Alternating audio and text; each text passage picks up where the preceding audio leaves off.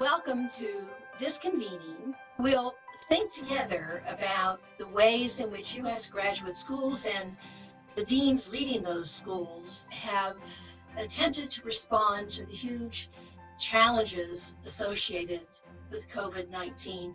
To be sure, the professional challenge of a lifetime for most of our deans. This was a confidential, self-administered online survey, and it was really an iterative process in instrument development. Turning data into actionable information requires context. We were interested in better understanding what the deans were interested in learning from their colleagues across the country.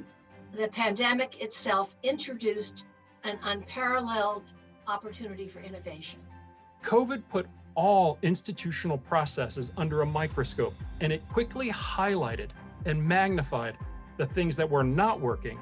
Students are taking longer to get out. The pandemic has probably slowed down the progress of some of our students. One of the things that scares me, quite frankly, in our virtual environment is that with people not being on campus together, interacting in both formal and informal spaces, I think there's a lot of that cross-cultural learning that's going to be lost.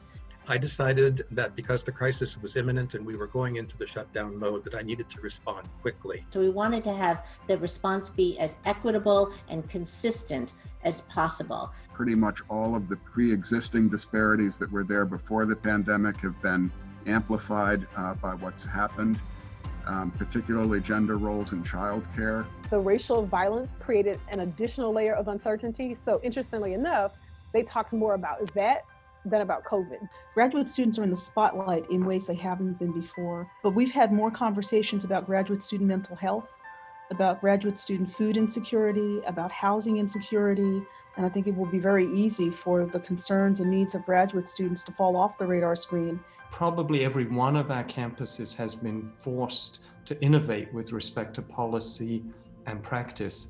And of course, the $64,000 question is which of those innovations we will maintain and continue and build on post-pandemic.